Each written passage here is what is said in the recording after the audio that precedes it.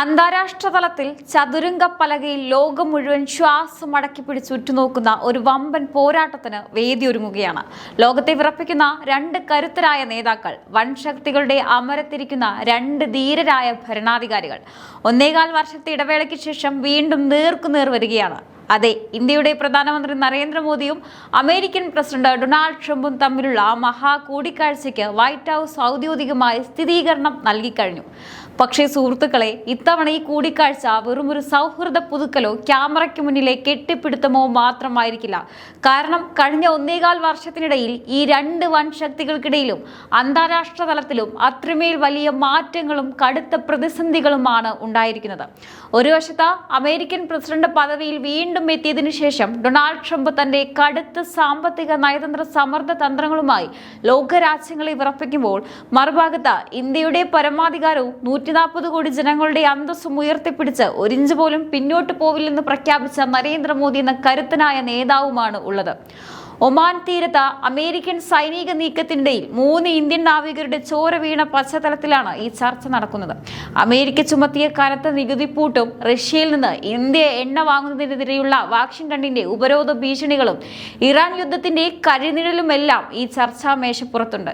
ഏത് വൻശക്തിക്ക് മുന്നിലും ഭാരതത്തിന്റെ നട്ടിൽ വളക്കില്ലെന്ന് തെളിയിച്ച നരേന്ദ്രമോദി ട്രംപിന്റെ ഓരോ തന്ത്രങ്ങൾക്കും എങ്ങനെയാണ് മറുപടി നൽകാൻ പോകുന്നത്? എവിടെയാണ്, എപ്പോഴാണ് ലോകത്തെ മാറ്റിമറിക്കാൻ പോകുന്നത് ഈ നിർണായക കൂടിക്കാഴ്ച നടക്കുന്നത്? എന്താണ് ഇതിന് പിന്നിലെ യഥാർത്ഥ നയതന്ത്ര യുദ്ധം?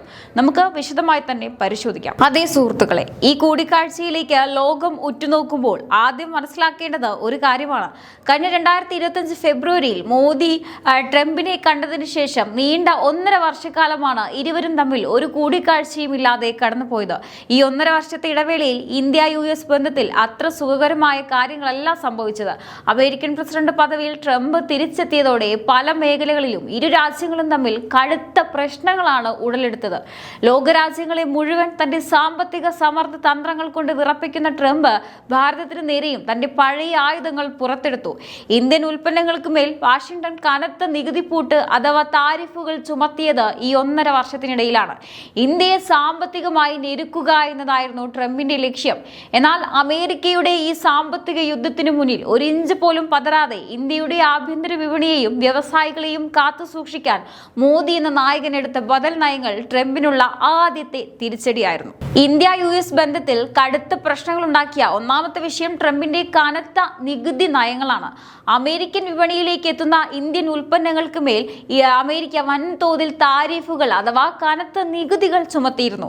ഇന്ത്യയെ സാമ്പത്തികമായി പ്രതിരോധത്തിലാക്കുക എന്നതായിരുന്നു ഇതിന് പിന്നിലെ US തന്ത്രം. എന്നാൽ അമേരിക്കയുടെ ഈ സാമ്പത്തിക സമ്മർദ്ദങ്ങൾക്ക് മുന്നിൽ നരേന്ദ്രമോദി എന്ന ഭരണാധികാരി പതറിയില്ല. അമേരിക്ക നികുതി കൂട്ടിയപ്പോൾ രാജ്യത്തിന്റെ ആഭ്യന്തര വിപണിയെ സംരക്ഷിക്കാനും ഭാരതത്തിന്റെ കയറ്റുമതി മേഖലയ്ക്ക് കോട്ടം തട്ടാതിരിക്കാനും ശക്തമായ ബദൽ നയങ്ങളാണ് മോദി സർക്കാർ സ്വീകരിച്ചത്. അന്താരാഷ്ട്ര വ്യാപാര നിയമങ്ങൾ ഉയർത്തിപ്പിടിച്ച് അമേരിക്കയോട് നേർക്കുനേർ സംസാരിക്കാനും ഭാരതത്തിന്റെ താൽപര്യങ്ങൾ സംരക്ഷിച്ചുകൊണ്ട് മാത്രമേ വ്യാപാര കരാറുകൾ മുന്നോട്ട് കൊണ്ടുപോകുമെന്ന് വാഷിംഗ്ടണിനെ അറിയിക്കാനും മോദിയുടെ നയതന്ത്ര മികവിന് സാധിച്ചു. അമേരിക്ക ഏറ്റവും കൂടുതൽ ചൊടിപ്പിച്ചതും എന്നാൽ മോദിയുടെ ഭരണമികവ് ലോകം മുഴുവൻ വാഴ്ത്തിയതുമായ മറ്റൊരു സംഭവം റഷ്യയിൽ നിന്നുള്ള ഇന്ത്യയുടെ എണ്ണ ഇറക്കുമതിയാണ്. യുക്രൈൻ യുദ്ധത്തിന്റെ പശ്ചാത്തലത്തിൽ റഷ്യയിൽ നിന്ന് ആരും എണ്ണ വാങ്ങരുതെന്നും അവർക്ക് മേൽ ഉപരോധം ഏർപ്പെടുത്തണമെന്നും അമേരിക്ക ലോകരാജ്യങ്ങളോട് കർശനമായി ആവശ്യപ്പെട്ടിരുന്നു. റഷ്യയിൽ നിന്ന് എണ്ണ വാങ്ങിയാൽ ഇന്ത്യക്കും ഉപരോധം നേരിടേണ്ടി വരുമെന്ന ഒരു സൂചനകൾ അമേരിക്ക നൽകി. പക്ഷേ ലോകം മുഴുവൻ അമേരിക്കയെ ഭയന്ന് മാറി നിന്നപ്പോൾ നരേന്ദ്രമോദി എന്ന നേതാവ് സ്വന്തം രാജ്യത്തെ ജനങ്ങളുടെ താല്പര്യത്തിനാണ് മുൻഗണന നൽകിയത്. അമേരിക്കയെ ഒട്ടും ഭയപ്പെടാതെ റഷ്യയിൽ നിന്ന് കുറഞ്ഞ വിലയ്ക്ക് എണ്ണ വാങ്ങാൻ ഇന്ത്യ തീരുമാനിച്ചു. ഭാരതത്തിന്റെ ഊർജ്ജ സുരക്ഷയ്ക്ക് ഇതാണ് ആവശ്യമെന്ന് അമേരിക്കയുടെ മുഖത്ത് നോക്കി പറയാൻ മോദിക്ക് സാധിച്ചു. വിദേശകാര്യമന്ത്രി S ജയശങ്കറിലൂടെ ഭാരതത്തിന്റെ വിദേശ നയം എത്രമാത്രം സ്വതന്ത്രമാണെന്ന് മോദി ലോകത്തിന് കാണിച്ചു കൊടുത്തു. അമേരിക്കൻ സമ്മർദ്ദങ്ങൾക്ക് വഴങ്ങി സ്വന്തം ജനങ്ങളെ പട്ടിണിക്കിടാൻ തയ്യാറല്ലെന്ന ആ കടുത്ത നിലപാടാണ് മോദിയെ ആഗോളതലത്തിൽ ശക്തനാക്കിയത്. കഴിഞ്ഞ വർഷം ഇന്ത്യ-പാകിസ്ഥാൻ അതിർത്തിയിൽ കടുത്ത സംഘർഷാവസ്ഥ നിലനിന്നിരുന്നു. ഈ പ്രശ്നം പരിഹരിക്കാൻ താൻ ഇടപെട്ടുവെന്നും തന്റെ മധ്യസ്ഥതയിലാണ് കാര്യങ്ങൾ ശാന്തമായതെന്നും ഡൊണാൾഡ് ട്രംപ് ആവർത്തിച്ച് അവകാശവാദം ഉന്നയിച്ചിരുന്നു. ലോകത്തിനു മുന്നിൽ ഒരു രക്ഷകനായി ചമയാനുള്ള ട്രംപിന്റെ ഈ നീക്കത്തിന് ഒട്ടും സമയം കളയാതെയാണ് മോദി സർക്കാർ മറുപടി നൽകിയത്. ഭാരതത്തിന്റെ ആഭ്യന്തര കാര്യങ്ങളിലും അതിർത്തി തർക്കങ്ങളിലും മൂന്നാമതൊരു രാജ്യത്തിന്റെ ഇടപെടലോ മധ്യസ്ഥതയോ ആവശ്യമില്ലെന്ന ഇന്ത്യയുടെ പരമ്പരാഗതമായ നിലപാട് മോദി വീണ്ടും കടുപ്പിച്ചു പറഞ്ഞു. ട്രംപിന്റെ അവകാശവാദങ്ങളെ ഇന്ത്യ ശക്തമായി നിഷേധിക്കുകയും ഭാരതത്തിന്റെ അതിർത്തികൾ കാക്കാൻ ഇന്ത്യൻ സൈന്യത്തിന് പൂർണ്ണമായ കരുത്തുണ്ടെന്ന് ലോകത്തെ ഓർമ്മിപ്പിക്കുകയും ചെയ്തു. ട്രംപുമായുള്ള സൗഹൃദം എന്ത് തന്നെയായാലും രാജ്യത്തിന്റെ പരമാധികാരത്തിൽ തൊട്ടുള്ള കളി അനുവദിക്കില്ലെന്ന് മോദി തെളിയിച്ചു. ഇനി ഈ മഹാ കൂടിക്കാഴ്ച എവിടെയാണ്, എപ്പോഴാണ് നടക്കുന്നതെന്ന് നമുക്ക് നോക്കാം. ഫ്രഞ്ച് പ്രസിഡന്റ് ഇമാനുവൽ മാക്രോണിന്റെ പ്രത്യേക ക്ഷണം സ്വീകരിച്ച് ജൂൺ 16-17 തീയതികളിലാണ് പ്രധാനമന്ത്രി നരേന്ദ്രമോദി G7 ഉച്ചകോടിയിൽ പങ്കെടുക്കാൻ ഫ്രാൻസിലെ നഗരത്തിൽ എത്തിച്ചേരുന്നത്. തുടർച്ചയായ 8ാം തവണയാണ് G7 ഉച്ചകോടിയിലേക്ക് ഭാരതം ക്ഷണം കൈപ്പറ്റുന്നത്. ജൂൺ 16-17 തീയതികളിൽ നടക്കുന്ന ഈ ആഗോള സമ്മേളനത്തിൽ ആഗോള സാമ്പത്തിക വളർച്ച, സുസ്ഥിര വികസനം, AI സുരക്ഷിതമായ ഉപയോഗം എന്നിവ ചർച്ചയാകും. എന്നാൽ ഈ ഉച്ചകോടിയുടെ ഇടവേളയിലാണ്, അതായത് ജൂൺ 17 ലോകം ഉറ്റുനോക്കുന്ന മോദി ട്രംപ് ഉഭയകക്ഷി കൂടിക്കാഴ്ച നടക്കാൻ പോകുന്നത്. US ഇറാൻ യുദ്ധം കാരണം ലോകത്തെ എണ്ണ വ്യാപാരത്തിന്റെ പ്രധാന പാതയായ ഹോർമൂസ് കടലിടുക്കിൽ തടസ്സങ്ങളുണ്ടായപ്പോൾ ആഗോള വിപണിയിൽ അസംസ്കൃത എണ്ണ വില കുതിച്ചുയർന്നു.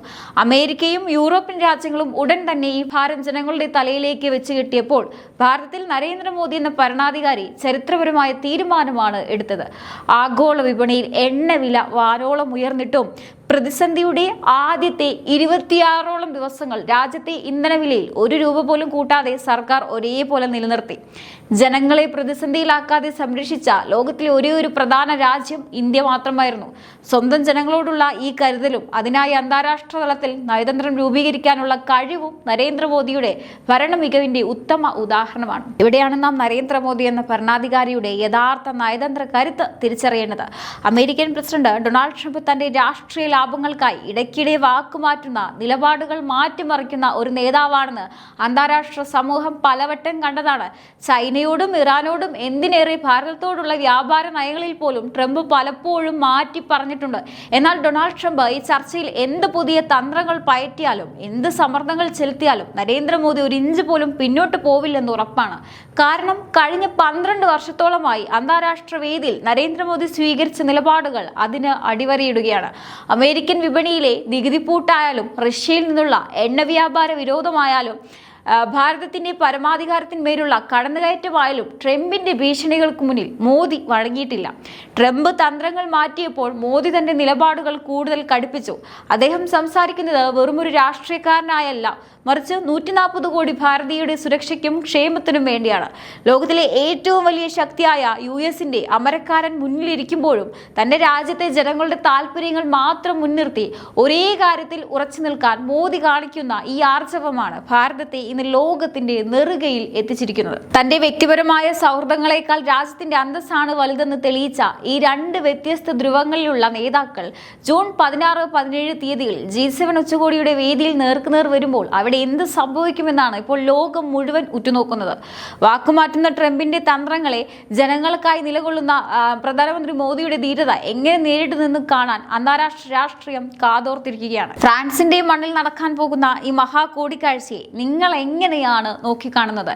ഇടയ്ക്കിടയ്ക്ക് വാക്കുമാറ്റുകയും സ്വന്തം സാമ്പത്തിക താല്പര്യങ്ങൾക്ക് വേണ്ടി മറ്റ് രാജ്യങ്ങളെ സമ്മർദ്ദത്തിലാക്കുകയും ചെയ്യുന്ന ഡൊണാൾഡ് ട്രംപിന്റെ തന്ത്രങ്ങൾക്ക് മുന്നിൽ ഭാരതത്തിന്റെ ഈ കടുത്ത നിലപാടുകൾ വീണ്ടും വിജയം കാണുമോ?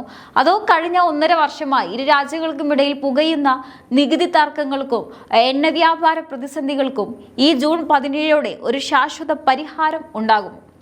തീർച്ചയായിട്ടും നിങ്ങളുടെ അഭിപ്രായങ്ങൾ താഴെ കമന്റ് ബോക്സിൽ രേഖപ്പെടുത്തുക. മറ്റൊരു വിഷയമായി വീണ്ടും കാണാം. നന്ദി.